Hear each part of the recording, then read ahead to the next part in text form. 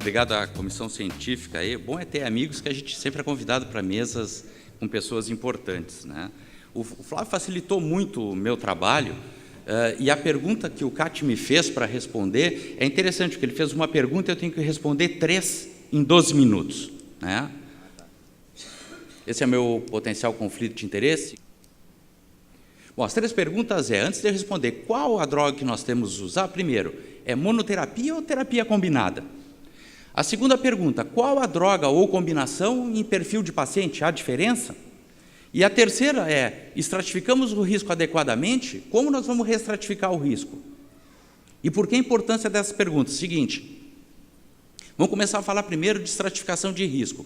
Quando a gente vai estratificar o risco, a gente olha aqui a diretriz da Sociedade Europeia, ela pede que um paciente com 160 de pressão sistólica, mudança de estilo de vida por algumas semanas. E nós temos que esperar. E isso acontece no pré-hipertenso com risco cardiovascular moderado a alto, hipertenso estágio 1 com risco cardiovascular baixo, moderado, e principalmente no hipertenso estágio 2 em risco cardiovascular moderado. Tem que esperar. Essa aqui é a nossa diretriz, né? Nossa diretriz já é um pouquinho, aperta um pouquinho mais, e a mudança de estilo de vida é para hipertenso estágio 1 com risco cardiovascular baixo e no pré-hipertenso com risco cardiovascular moderado a alto.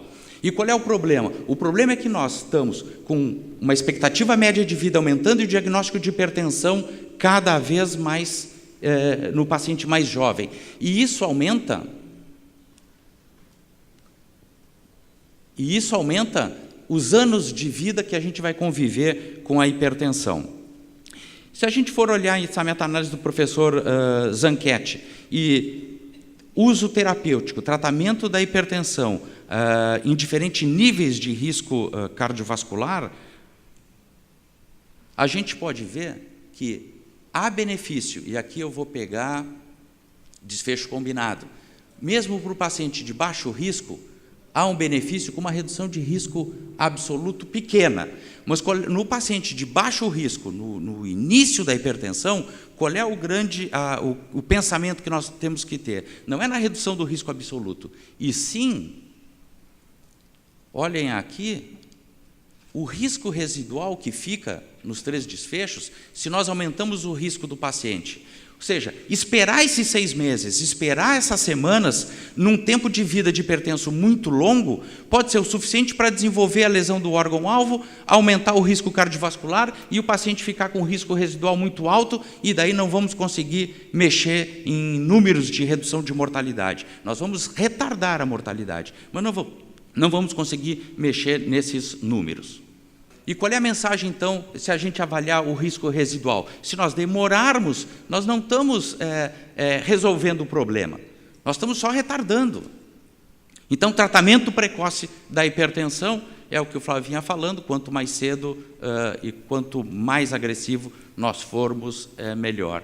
Essa é uma meta-análise também do professor Zanchetti, tem uma compilação de meta-análises bastante interessantes no último ano, que ele coloca diferentes targets de pressão arterial. Essa meta-análise mostra, então, que nos pacientes com hipertensão estágio 1, há uma redução dos desfechos no paciente estágio 1 com risco baixo e moderado,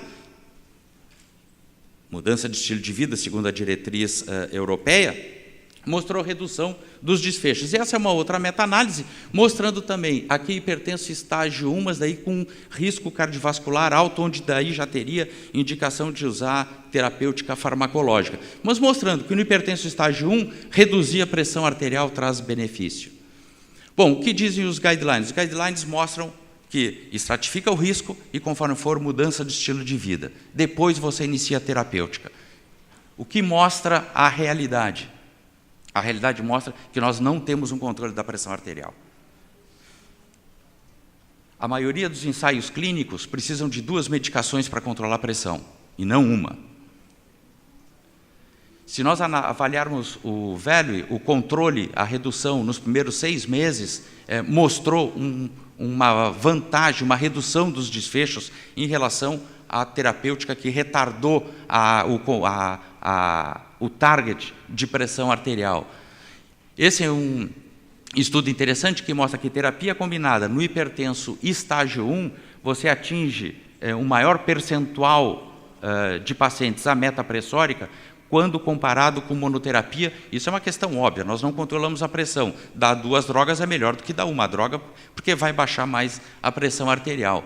E esse é um ensaio clínico, o STICH, onde compara pessoas que seguiram o guidelines, step by step, e uma terapêutica mais agressiva, mostrando a terapêutica mais agressiva um melhor controle da pressão arterial. Esses são os motivos, então.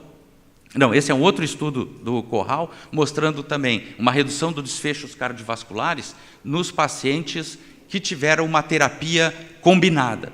E esse é um outro estudo do Grandman, mostrando também nos pacientes com terapia combinada um controle da pressão arterial mais precoce e com redução dos desfechos cardiovasculares em quem usou terapia combinada no início do tratamento. Esses são os resultados, então, do Grandman, comparando terapia combinada contra step by step. Aqui também com menos idas a emergências, menos uso dos seguros sociais. Início da terapia combinada por essas razões, né? Controle melhor da pressão arterial, bloqueios múltiplos, mecanismos. O que interessa é que reduz a pressão arterial. 2 drogas reduz a pressão arterial e atinge a meta mais fácil, com maior velocidade do que contra uma droga. Reduz riscos cardiovasculares, as meta-análises mostram isso, e não aumenta evento adverso sério, porque você está usando baixa dose. E qual a combinação, então, para ver a resposta à pergunta inicial? Nós vamos seguir o guideline da Sociedade Europeia, que mostram essas combinações. Nós vamos seguir o guidelines de prevenção de doença cardiovascular, que mostra combinações específicas para específicas situações. Nós vamos seguir a nossa diretriz, que é muito semelhante à Sociedade Europeia. Nós vamos seguir a NICE, onde fala nos jovens teria mais um componente simpático, uma terapêutica, e outro depressão de volume, outro resistente. Vamos seguir a orientação da NICE. Vamos seguir a orientação do artigo do professor Paulo Verdecchia, onde maior redução de doença coronária com inibidores da enzima de conversão e maior redução de AVC com antagonista do canal de cálcio. Essa seria a melhor associação? Ou vamos usar o conhecimento que nós temos dos trials, que acabaram usando 2 drogas. E daí nós temos a combinação de diurético e bloqueador do canal de cálcio nos ensaios, diurético com bloqueador receptor da angiotensina em 2 estudos, com antagonista do cálcio em 1 estudo, inibidor da ECA e antagonista do cálcio no ASCOT e no ACCOMPLISH, com diurético, advance do RIVE e do PROGRESS, e daí com todas as considerações e críticas que se faz a essa comparação de BRA e ECA em monoterapia, vale para a terapia combinada? Eu trago aqui um position paper da Sociedade Americana de Hipertensão, só que isso aqui é de 2010, só que modificada por Barbosa, né, onde estaria minhas considerações aí quanto à terapia combinada. Então, quais seriam as preferenciais? Bloquear o sistema renina-angiotensina e diurético e antagonista do cálcio, e aqui eu saliento que a gente tem que levar em conta toda uma discussão que existe, e que a posição do Flávio, a minha, acho que a do Mário é a mesma, que há diferença entre bloquear o sistema renina-angiotensina com inibidor da enzima de conversão e com o bloqueador do receptor da angiotensina. Não há nenhum ensaio clínico, nenhuma meta-análise que mostre que o bloqueador do receptor da angiotensina reduza doença cardiovascular no hipertenso. Então, será que vale para a terapia combinada? Isso a gente pode levar para a discussão. Não é considerado em nenhuma diretriz, e nós temos evidências, não só do estudo PREVER, que vai ser publicado, mas de outros estudos, que no paciente de baixo risco, por que nós não podemos usar diurético combinado? Reduz a pressão, atinge meta, reduz desfecho, e não é citada em nenhuma diretriz essa combinação. E a outra, a combinação de bloqueador do canal de cálcio com diurético. No paciente de baixo risco, acho que nós podemos usar essas combinações. As combinações que seriam aceitáveis, beta-bloqueadores, e daí os novos beta-bloqueadores com ação vasodilatadora associada a diuréticos, bloqueador do canal de cálcio associado a esses novos beta-bloqueadores, e daí, por paciente de alto risco, seria aceitável também a combinação de diuréticos e a combinação de antagonista de cálcio com diurético. E, comparando essa apresentação, esse position paper de 2010, inibidores da renina excluídos do manejo da hipertensão. E as que pouco efetivas, associação, bloqueio duplo, associação com beta-bloqueadores,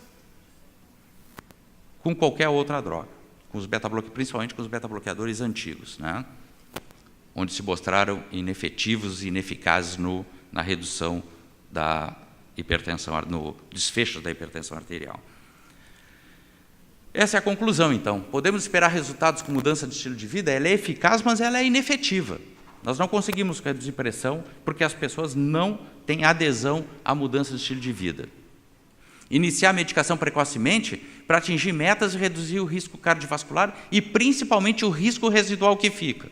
No pré-hipertenso, se trata com droga devido à alteração da complacência, a pré-hipertensão ele já é um hipertenso, ele já tem lesão endotelial. Esse é a pessoa que vai se beneficiar da redução da pressão arterial, porque nós vamos tratar precocemente esse paciente. A associação também preferencial, que não é citada nas diretrizes, de diurético com bloqueador do canal de cálcio ou diurético combinado, e nós temos evidências para isso. E a combinação com bloquear o sistema renina-angiotensina, acho que tem essas diferenças entre BRA e ECAS da monoterapia que devem ser levadas em consideração para a terapia combinada. Uma reflexão filosófica para que vocês guardarem, o take-home message dessa aula. Manejo inicial é como os relacionamentos. Então, pensem no manejo, as mulheres mais modernas vão se sentir em casa, as da década de 60 talvez fiquem bravas comigo. Mas o manejo inicial é como os relacionamentos. Optar por um fármaco, só 30% vai atingir a meta. 70% não vai funcionar. Maioria dos casos, o ideal são 2 fármacos. Mas, e muitas vezes, talvez a gente precise de 3 fármacos. Obrigado pela atenção.